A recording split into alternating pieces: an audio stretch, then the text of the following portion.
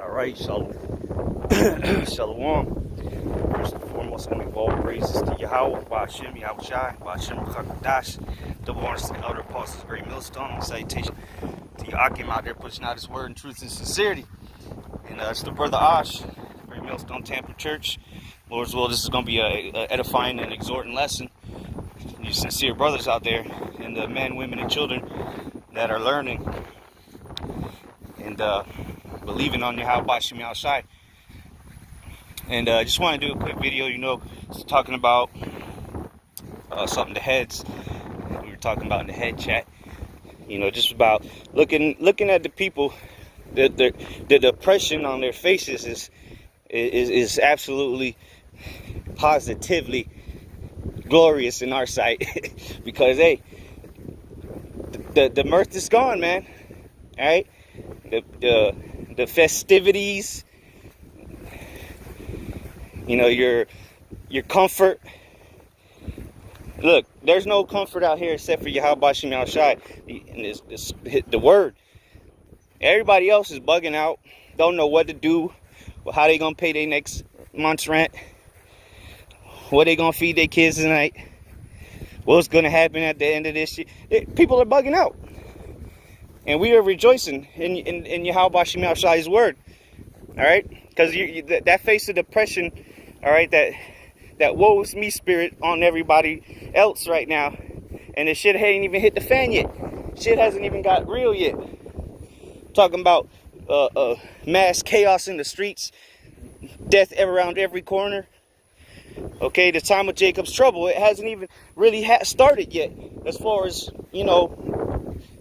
really started. Yeah, we getting the birth pains right now, the contractions. But look, when that baby comes, starts pushing out, starts rearing his head, that's when it's gonna get real. All right, Salakia. And we've been prepared. We've been preparing for it. All right, knowledge and wisdom shall be the stability of thy times. These people don't have no knowledge and wisdom, no understanding, so they don't know what's going on. So that baby, man, is gonna hurt. But we already expect it. We understand that we got to go through all that as well. We ain't going to Pluto while everybody else is gonna be here.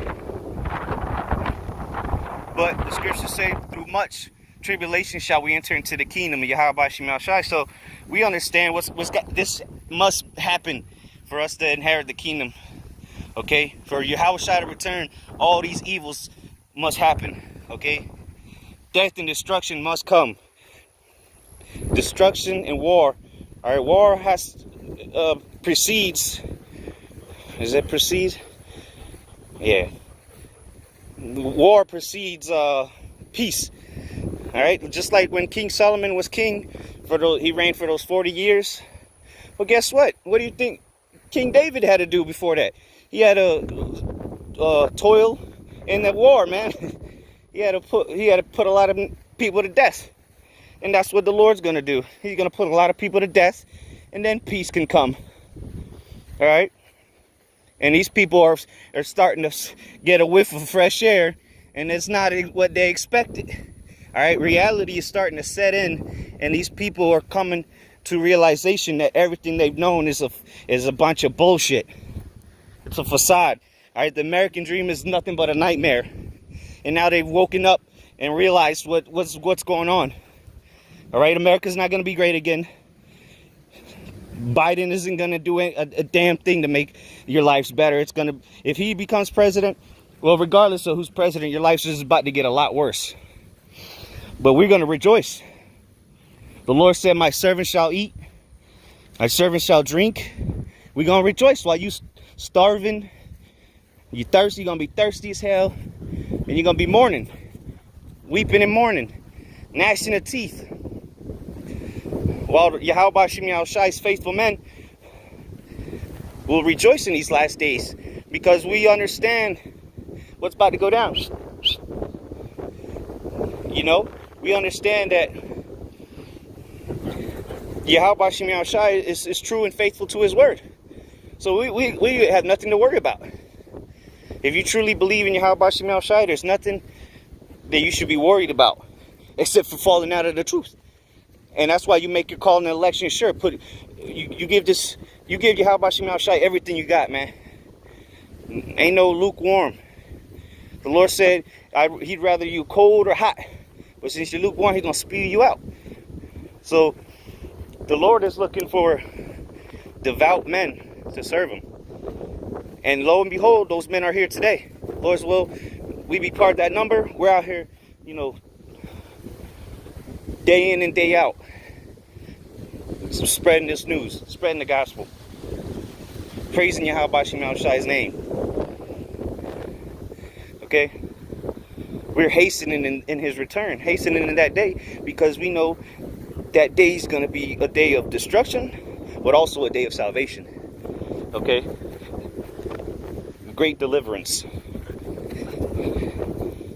And that's what our expectation lies in, our hope, our faith. That Yahweh Bashim Al Shai is going to come and deliver us in the midst of Jacob's trouble, all right? World War III, nuclear destruction, all right? The righteous shall scarcely be saved, all right? That's when we're going to go up to Pluto, so to say, and everybody else is going to be down here to get burned up, charred alive, okay? The Lord said we're gonna go into his chambers to the ignorant nation pass over, So we're gonna be, Lord's will, up with Yahweh Shai as the nuclear missiles are devastating this earth. All right, all of America is gonna be burnt from shore to shore, from sea to shining sea. America's gonna be burnt. Not one damn twig left in this place. The scriptures say, Malachi 4:1, behold, the day burneth as an oven. We ain't talking about easy bake ovens either. We talking about hot thermonuclear fire. Something that has never been felt before. But the majority of our people are going to feel that. All right, everyone in America, if you don't get salvation, you're going to die a gruesome death. And if you make it all the way to the end, you're going to die of nuclear fire. Okay? Burning hotter than the sun. Imagine that. I don't want to. I don't want to feel it. Don't want to experience it. I'd rather see it from afar off. And these are the things, that's why the scriptures say, comfort ye one another with these words. In the twinkling of an eye, we shall be changed. This should make you rejoice, seeing all these prophecies come to pass, because we know we're closer and closer. The more things that happen, the more destruction that comes, we know we're edging closer and closer to Yahweh Bashim Yahweh Shai's day of doom. Doom and gloom. Amos 5 says, woe unto you that desire the day of the Lord. To what end is it unto you? It ain't talking about to the 1/3. Talking about to the 2/3. And all you Christians, Edomites, and all you other heathens. Alright, the day of the Lord it ain't gonna be a good day for you. I'll tell you that right now. It's not gonna be a good day. But for us, it'll be a glorious day. Okay? The end of corruption. Woo! The end of immortality. The end of mortality, Salaki. And the beginning of uncorruptibleness and immortality. Okay? That's going to be the transition right there. That day, when the Lord returns, cracks them skies with the chariots, and calls up the elect to meet him in the air. That is it. That is when the world will see righteousness in its true form. And the righteousness will be set up on this earth after that day. There ain't no more wicked ruler. No more unrighteousness. Just pure power, okay, from the right hand side of Yahweh. Okay? So brothers, we should be in great spirits right now. All right, you shouldn't be all depressed. If you're depressed, I don't know what the hell you're thinking. You should be ecstatic concerning the times we're living in. Yeah, again, we understand shit's gonna get bad, but if you have faith and you truly believe, everything's gonna be all right. All right, because the Lord he can't he can't wait to come and get us, man. Think he just, all nonchalant about his return? Nah, man, he's very angry, man, for what has been done to his people. So when he comes, you best believe he's gonna go above and beyond for us, man. That's why we have to go above and beyond for him now. Strive for the truth unto death, and the Lord shall fight for thee. Look, if you put in your best effort, doing everything in your ability for the Lord, and everyone has their own measure, of course, own measure of faith, own measure of what they can and can't do, right? If you put it all, put it all out there, the Lord's gonna do the same for you. He's gonna defend you. You defend His gospel, right? You fight, you contend for the truth, contend for the faith. Then He's gonna fight for you in that time when you really need it. All right? He's not gonna let you out there to hang high and dry. He gonna be there for us, man. Big bro is gonna be there for us, and we have to believe that. All right, he didn't just die for no reason, man. He died for us. Remember that. Remember that he died for us, brothers.